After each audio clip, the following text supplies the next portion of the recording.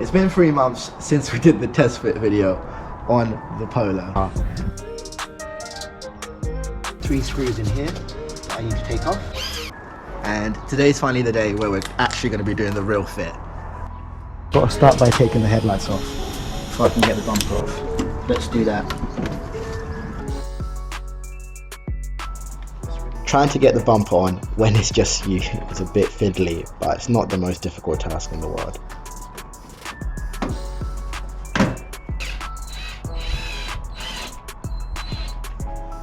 The bumper is now on, and I'm over the moon that the bumper is on, but it's such a ball ache to get this thing on your own, because I think it's a 2-man job.